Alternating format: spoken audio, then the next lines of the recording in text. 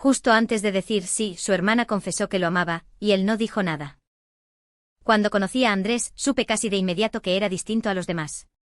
No solo por cómo me miraba, con esa mezcla de ternura y asombro, sino por cómo me hacía sentir, segura, elegida, amada. Habíamos salido apenas 3 meses cuando me presentó a su familia, y ahí comenzó lo que ahora entiendo fue el principio del fin. Recuerdo claramente esa tarde. Estábamos en su casa, una cena informal. Su madre, Teresa, fue amable aunque un poco distante, su padre ya no vivía con ellos. Pero la que realmente me descolocó fue Laura, su hermanastra. Ella es Laura, mi hermana, bueno, hermanastra, pero la criaron conmigo desde los 8, dijo Andrés con una sonrisa. Laura no me devolvió la sonrisa. Me miró de arriba a abajo con una expresión neutral, casi analítica, y luego apenas murmuró un hola. Pensé que era tímida. Incluso me sentí mal por haber llegado de pronto a su espacio. Pasaron los meses y la relación se volvió más seria. Andrés me propuso matrimonio después de 1 año juntos. Fue en un viaje a Cuenca, bajo una llovizna suave y rodeados de bugambilias. Dije que sí entre lágrimas, abrazos y promesas de eternidad. Entonces comenzó la verdadera pesadilla. Laura se ofreció a ayudarnos con los preparativos de la boda. Siempre soñé con organizar una, dijo.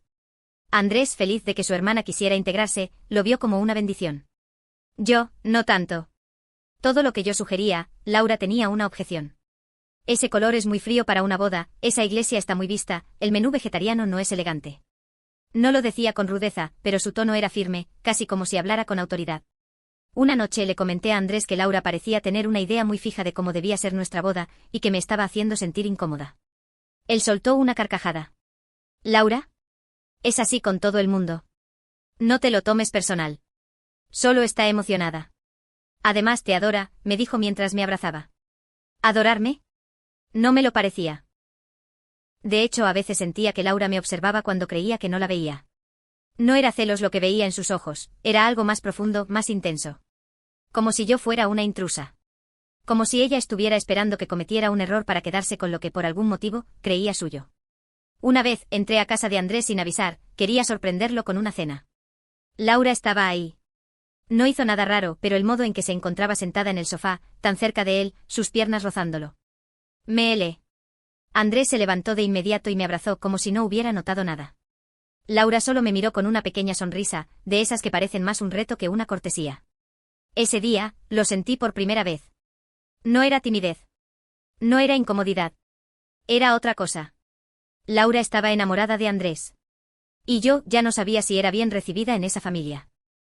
Decidí callarme por un tiempo. Tal vez estaba exagerando. Tal vez era el estrés de la boda, la ansiedad, los nervios o incluso los celos disfrazados de intuición. Pero los días pasaban y cada vez que Laura estaba cerca, sentía que mi respiración se hacía más corta. No era paranoia, era percepción. La tensión comenzó a hacerse evidente incluso para quienes no estaban involucrados. Una tarde durante la degustación del pastel, Laura insistía en probar uno con lavanda. Yo había dicho claramente que no me gustaba el sabor floral. Andrés intentó mantenerse neutral, pero Laura presionaba tanto que terminé cediendo solo para evitar discutir en público. Después, mientras recogíamos nuestras cosas, mi mejor amiga Daniela me tomó del brazo y susurró. Tu cuñada siempre es así. Porque, no quiero sonar metiche, pero su forma de mirarte cuando estás con Andrés es rara. Como si quisiera borrarte del mapa. Me reí para disimular el escalofrío que me recorrió la espalda, pero no dije nada. Lo que no se nombra, no existe. ¿Cierto? La semana siguiente, durante una reunión familiar, Laura se apareció con una blusa muy escotada. No tendría nada de malo si no fuera porque era la misma que yo había usado en nuestra sesión de fotos preboda. Lo sé porque la mandé a hacer con una costurera amiga de mi madre. Me quedé helada al verla con esa prenda puesta. ¿Qué opinas? Dijo girando sobre sí misma. Me la hice igualita a la tuya, ¿viste? Te queda divina. Tenías razón con el corte. Andrés se limitó a reír. Ya se están copiando entre ustedes. Es bonito ver que se llevan tan bien. ¿Tan bien? ¿Eso era lo que parecía? Esa noche le pedí a Andrés que habláramos a solas. Le dije con todo el cuidado posible, que me sentía incómoda con la forma en que Laura se comportaba conmigo. Que no era odio, pero tampoco era cariño. Que había algo torcido ahí. Su expresión cambió. Se puso serio por primera vez. Mi papá se fue cuando yo tenía 10, y Laura llegó poco después. Crecimos juntos. Pasamos muchas cosas difíciles. Yo la protegí, sí, y ella me protegía a su manera. Pero no hay nada raro, te lo juro. Tal vez solo está confundida. Todo esto es nuevo para ella también. ¿Confundida? Repetí. No sabe lo que es perderme, porque nunca ha tenido que compartirme. Tal vez por eso actúa así. Esa explicación, aunque inquietante, tenía cierto sentido.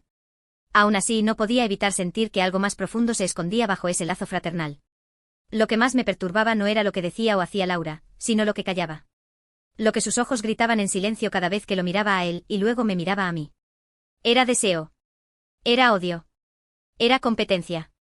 Era amor. Pero no del tipo correcto. No fue solo Daniela. En menos de una semana, otras 2 personas me hicieron comentarios similares. Una tía lejana de Andrés, en una comida casual, me preguntó con tono de chisme mal disimulado. ¿Y tú cómo te llevas con Laura? Dicen que siempre has sido medio apegada a Andrés, ¿no? Intenté mantener la compostura, pero no pude evitar sentir una punzada en el estómago. Como si esa palabra, apegada, ocultara un significado más siniestro del que parecía. Nos llevamos lo justo. Es decir, no hablamos mucho, pero está muy involucrada con la boda. Claro, asintió la tía, con una sonrisa incómoda. Bueno, con suerte ya se le pasa. A veces hay hermanas que no saben soltar. Yo no respondí. Lo único que podía pensar era, hermanas, o algo más. Esa noche, llamé a Daniela. Necesitaba hablar con alguien que no dudara de mi intuición. Dani, ¿tú crees que esté loca? No, me dijo sin dudar. Estás viendo lo que muchos también notan, solo que nadie se atreve a decirlo claro. Esa mujer está colgada por tu prometido. ¿Y él? No nota nada. Dice que solo son cosas de hermanos. Que crecieron juntos y que ella está confundida, nada más. Eso no es confusión, es obsesión. Y tú estás haciendo como si nada pasara, cuando deberías poner límites. Habla con ella. Lo pensé durante horas. Tenía miedo de enfrentar a Laura. Algo en su forma de mirar me hacía sentir pequeña. Vulnerable. Como si supiera un secreto que yo ignoraba. Pero al día siguiente el destino decidió por mí. Estábamos en el local de decoración para ultimar detalles de las flores. Andrés se retrasó, así que quedamos solas. Fue la primera vez que pude observarla de cerca, sin su máscara de sonrisa falsa. ¿Sabes? Dijo mientras acariciaba distraídamente unos lirios. Cuando éramos niños, Andrés decía que se casaría conmigo. Me quedé helada. No sabía si reír, si llorar o si golpear la mesa. Claro, continuó, no lo decía en serio. Éramos niños. Pero yo sí me lo tomé en serio. Su voz era suave, casi dulce, pero lo que decía tenía filo. Laura, Andrés es tu hermano. Hermanastro, no de sangre. Eso no importa tanto, ¿o sí? Me miró fijamente como retándome. ¿Tú crees que él realmente quiere casarse? Preguntó. Andrés tiene una forma de ser complaciente. Hace lo que los demás esperan. ¿Te ha dicho alguna vez que no? No contesté. No podía. Solo quería que Andrés llegara, que todo terminara. Pero en el fondo una parte de mí sabía que ella tenía razón en algo, Andrés evitaba el conflicto. Y eso la hacía más peligrosa. Ese día lo entendí, Laura no me veía como una cuñada. Me veía como una intrusa. Y yo como una estúpida por no haberlo enfrentado antes. El día de la boda amaneció con un sol radiante, como si el cielo intentara convencerme de que todo iba a estar bien. Me levanté temprano, nerviosa pero emocionada, con el corazón latiendo a 1000. Quería creer que ese día sería perfecto, que todo lo vivido hasta entonces era parte del estrés normal de una boda. Laura no apareció en toda la mañana. Ni un mensaje, ni una llamada. Extraño considerando que hasta la noche anterior me enviaba fotos de arreglos y sugerencias de última hora. A las 2 de la tarde llegó al hotel donde me estaban maquillando. No vestía de dama de honor, como habíamos acordado. Venía con un vestido de gala negro, largo, entallado, con transparencias. Como si fuera a un funeral, o peor, como si estuviera lista para robarse la atención de todos. ¿Ese es tu vestido? Pregunté, incapaz de ocultar el tono cortante en mi voz. Sí, lo cambié. El otro no me favorecía, respondió sin mirarme, mientras se sentaba y cruzaba las piernas con elegancia calculada. No dije más. Ya no tenía energía para enfrentarla. Solo quería llegar al altar, ver a Andrés y empezar una nueva vida. La ceremonia era al aire libre en un jardín rodeado de bugambilias, justo como el día en que me propuso matrimonio. Cuando llegué, todos se pusieron de pie. Andrés me esperaba al final del pasillo, de pie, con las manos entrelazadas al frente. Lo miré y sentí esa misma mezcla de emoción y miedo que me había acompañado en los últimos días. Dio un paso hacia mí. Sonrió. Parecía genuino. El sacerdote nos pidió tomar asiento. Laura estaba en primera fila, al lado de su madre. No dejaba de mirarlo. Entonces sucedió. Justo cuando el sacerdote pronunció, si alguien tiene alguna razón para que estos dos no deban unirse, Laura se puso de pie. Yo. Gritó. Un murmullo recorrió el lugar. Todos se voltearon. El sacerdote se quedó congelado. Andrés palideció. Lo siento, dijo ella. No puedo quedarme callada. Estoy enamorada de él. Siempre lo he estado. Y él también me ama. Solo que no tiene el valor de decirlo. Mi corazón se detuvo. Literalmente. Sentí que me hundía. Miré a Andrés esperando que negara todo con fuerza, que desmintiera a esa mujer. Que gritara "está loca" y corriera hacia mí. Pero no lo hizo. No dijo nada. Solo se quedó ahí, mudo. La mandíbula apretada. Los ojos clavados en el suelo. ¿Es cierto? Le pregunté. Mi voz era apenas un susurro. Silencio. Andrés, mírame, insistí. Cuando finalmente me miró, vi la verdad. No hacía falta que hablara. Las lágrimas comenzaron a caer por mis mejillas, pero no de tristeza, de rabia, de traición, de vergüenza. Di media vuelta. Me quité el velo, los tacones, el anillo. Caminé descalza por el pasillo, bajo las miradas atónitas de los invitados. La boda había terminado. Y yo acababa de perder al hombre que creía conocer. No recuerdo cómo llegué al hotel. Solo sé que cuando crucé la puerta de la suite, me derrumbé. Ni siquiera lloré al principio. Solo me quedé sentada en el suelo, mirando al vacío con las manos sobre las rodillas, sintiendo que el mundo me resbalaba por la piel. A los pocos minutos, Daniela llegó corriendo. Me abrazó sin decir nada. No preguntó, no explicó, solo me sostuvo mientras finalmente rompía en llanto. Me sacó el vestido, me cubrió con una bata, y pidió que cancelaran todo. Fiesta, comida, música. La boda estaba muerta. Pasaron 2 días sin que Andrés diera señales. Pensé que al menos intentaría explicarse. Pero nada. Fue Laura quien me buscó primero. La encontré esperándome en la recepción del hotel, con gafas oscuras y su clásica sonrisa de serpiente. ¿Qué haces aquí? Le solté apenas la vi. Solo vine a darte las gracias. Me reí. Un sonido hueco desgastado. ¿Gracias? ¿Por qué? ¿Por arruinar mi boda? ¿Por exhibirme frente a todos? No. Por rendirte. Por entender que él nunca fue tuyo. Me quedé helada. Esa mujer no solo estaba loca. Era cruel. Una enferma emocional que había confundido el amor con la obsesión. Andrés no te ama, le dije. Solo le hiciste creer que debía protegerte. Pero tú siempre lo manipulaste. Ella se quitó las gafas. Había lágrimas en sus ojos. Él y yo compartimos algo que tú nunca entenderías. Crecimos juntos. Él fue mi refugio, mi hogar, cuando todo se vino abajo. No puedes arrebatarme eso con un vestido blanco. No quería quitártelo, Laura. Solo quería formar parte de su vida. Pero tú nunca lo permitiste. Nos quedamos en silencio. Fue ella quien se fue primero. Esa misma noche, por fin, Andrés apareció. Golpeó la puerta de la suite y esperó. Yo, contra todo pronóstico, abrí. Estaba demacrado. Ojeroso. Deshecho. ¿Qué quieres? Pregunté con voz seca. Hablar. Explicarte. Llegas 2 días tarde. Se sentó en la orilla del sofá, como si no tuviera derecho a ocupar más espacio. Cuando tenía 14, Laura y yo, éramos muy cercanos. Demasiado. Y una noche nos besamos. Me quedé en silencio. No porque no lo creyera, sino porque era peor de lo que imaginaba. Fue solo una vez, continuó. Y después lo enterramos. Pero sé que ella nunca lo superó. Y yo, lo permití. Nunca supe ponerle límites. Me sentía culpable. Tenía miedo de perderla. ¿Y a mí? ¿No me ibas a perder también? Me miró. Por primera vez desde que todo se vino abajo lo vi llorar. Te amo, dijo. Pero soy un cobarde. Asentí. Tenía razón. Lo era. Y yo merecía algo más. No vuelvas, le dije. Nunca más. Y cerré la puerta. Después de cerrar la puerta, no lloré. No grité. No rompí nada. Solo me recosté en la cama y me quedé allí, en silencio, escuchando el tic-tac del reloj que colgaba en la pared.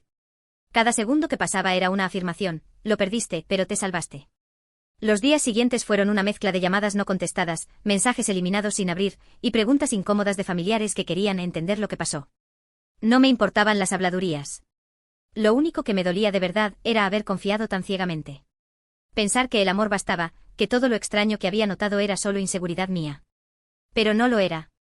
Empecé a atar cabos. Las pequeñas escenas que antes había ignorado, Laura saboteando mis decisiones, miradas demasiado largas entre ella y Andrés, silencios que ahora gritaban. Y sobre todo esa sensación de estar siendo medida y evaluada constantemente. Laura nunca fue una hermana protectora. Fue una sombra oscura sobre nuestra relación desde el principio. Una semana después de la boda fallida, decidí hacer algo simbólico. Fui a casa de Andrés a recoger mis cosas. Sabía que no estaría allí, se había ido a casa de su madre según me contó Daniela. Abrí la puerta con la llave que aún tenía. Todo estaba igual, como si la vida se hubiese congelado. En el perchero seguía colgado el traje que Andrés iba a usar. Sobre la mesa el álbum de fotos de nuestra sesión preboda, abierto justo en una donde él me besaba la frente. Lo cerré con firmeza. Recogí mis pertenencias en 2 maletas y dejé la llave sobre la encimera. Pero antes de irme me dirigí a la habitación de huéspedes, esa que Laura usaba cada vez que se quedaba por unos días. Aún tenía ropa allí. Perfumes. Una caja de madera cerrada. Y por alguna razón, la abrí. Dentro había fotos. Muchas. De ella y Andrés de pequeños, de adolescentes, de cumpleaños y navidades. Pero también encontré algo que me hizo estremecer, una carta escrita con la letra de Laura, fechada apenas 3 meses antes. Andrés, no sé cuánto tiempo más pueda soportar verte con ella. Cada vez que te ríes con ella, muero un poco por dentro. Siento que me la estás eligiendo por obligación. No te cases. No lo hagas. Si alguna vez sentiste algo por mí, detente ahora. Yo todavía te amo. No sé cuánto tiempo estuve allí, con esa carta en las manos, el corazón hecho un nudo. Al final, la guardé de nuevo no por respeto, sino porque ya no necesitaba más pruebas. Lo nuestro se había construido sobre silencios cobardes. Y el amor, sin respeto ni valentía, se vuelve un engaño. Salí de esa casa con la frente en alto. Esa sería la última vez que cruzaría esa puerta. Volví a casa de mis padres por unas semanas. Me recibieron con los brazos abiertos, aunque al principio no sabían bien qué decir. La noticia de la boda cancelada se había regado como pólvora, y aunque no les conté todos los detalles, les dejé claro que no fue por dudas mías, sino por una verdad que no podía ignorar. Mi madre intentó consolarme con frases comunes: el tiempo lo cura todo, todo pasa por algo, mejor ahora que después. Y aunque sabía que lo decía con amor, esas palabras se sentían huecas. Nadie entiende el dolor real de una traición hasta que lo vive en carne propia. Yo no había perdido solo una boda. Había perdido la ilusión. Había perdido una versión de mí que creía fuerte, segura, capaz de ver lo que otros no podían ocultar. Pero en esa caída, también descubrí algo más profundo: romper no es fallar. Durante años nos enseñan que hay que luchar por el amor, resistir, perdonar, aguantar. Que una mujer que se va, que renuncia, es débil o inconstante. Pero, ¿qué hay del amor propio? ¿Qué hay de elegirte a ti misma cuando el otro ya no lo hace? Tomé terapia. No porque me sintiera rota, sino porque necesitaba entender por qué había permitido tantas señales. La psicóloga fue clara: no es que no viste las alertas, es que decidiste confiar más en lo que sentías que en lo que veías. Y eso, aunque doloroso, habla bien de ti. Volví al trabajo. Me enfoqué en pequeños logros: terminar un proyecto, volver al gimnasio, dormir sin sobresaltos. Cada día era una victoria. Mientras tanto, supe que Laura había tenido una crisis emocional.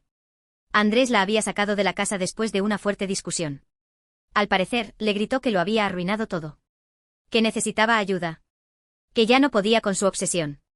Ella, según rumores, fue internada por voluntad propia en una clínica. No lo celebré, pero tampoco lo lamenté. Cada quien debe hacerse cargo de sus demonios. Andrés intentó contactarme una vez más. Me escribió una carta. Larga, sentimental, llena de arrepentimientos, pero no la respondí. Ya no era mi responsabilidad sanar lo que él dejó pudrir. Un mes después, fui sola a la playa. Me senté frente al mar con los pies hundidos en la arena húmeda, respirando profundo. Por primera vez en semanas, no me sentí vacía. Me sentí libre. No era la boda de mis sueños. No era el futuro que había planeado. Pero era el presente que me estaba reconstruyendo paso a paso con dignidad. Y eso valía mucho más. Ha pasado 1 año desde aquel día. 1 año desde que caminé descalza por el pasillo de una boda que no fue. 1 año desde que vi los ojos de Andrés vacíos de coraje, llenos de miedo. 1 año desde que entendí que el amor sin límites puede volverse tóxico, y que las cicatrices, aunque duelan, también cuentan quiénes somos. Hoy, al mirarme al espejo, veo otra mujer. No soy más fuerte en el sentido de tener que cargarlo todo. Soy más sabia. Más atenta a mí misma. Ya no ignoro mi intuición por miedo a incomodar. Aprendí a escucharla, a respetarla, a defenderla. Vivo sola, en un departamento pequeño con vista al parque. Las mañanas son más tranquilas, sin ansiedad disfrazada de rutina. Sigo yendo a terapia, pero ahora hablamos de sueños, no de traumas. De proyectos, no de heridas abiertas. No volví a saber de Laura directamente. Me enteré por terceros que sigue en tratamiento. Su madre, Teresa, me escribió una carta hace unos meses. Me pedía disculpas por no haber actuado antes, por haber mirado hacia otro lado, cuando notaba la intensidad de su hija con Andrés. No la juzgué. En parte, todos lo hicimos. Todos pensamos que lo raro era normal, que lo enfermizo era familiar. Que no había por qué alarmarse. Con Andrés no hubo más contacto. Nunca vino a buscarme, nunca insistió. Supongo que entendió por fin, que había cruzado una línea irreversible. Y yo ya aprendí a no odiarlo. Perdonar no es olvidar ni justificar. Es dejar de cargar con lo que otro te arrojó encima. Yo ya no llevo su culpa. Ya no arrastro sus decisiones. Él fue una lección. Dolorosa, sí. Pero valiosa. Recientemente conocí a alguien. Su nombre es Marcelo. Nos vimos en un café, después de una charla sobre libros. Me hizo reír con una torpeza honesta. No hubo mariposas ni fuego inmediato. Hubo calma. Paz. Y eso ahora me resulta más valioso que cualquier pasión acelerada. Vamos despacio. Le conté mi historia sin dramatismo, como quien cuenta una vieja batalla. Me escuchó, me preguntó si aún dolía. Le dije que a veces sí. Que las cicatrices no se borran, pero ya no duelen como antes. Me besó en la frente. Igual que Andrés en aquella foto. Pero esta vez, no sentí miedo de que fuera mentira. He comprendido que el amor no debe doler para ser real. Y que una mujer que se elige a sí misma no es egoísta. Es valiente. Mi historia no terminó con un felices para siempre, sino con un estoy en paz conmigo. Y en esta nueva etapa, las cicatrices no me avergüenzan. Me recuerdan que sobreviví, que fui capaz de salir, que tuve el coraje de cerrar una puerta sin esperar que alguien la abriera de nuevo. Porque a veces sanar no es volver a amar. Es volver a ti.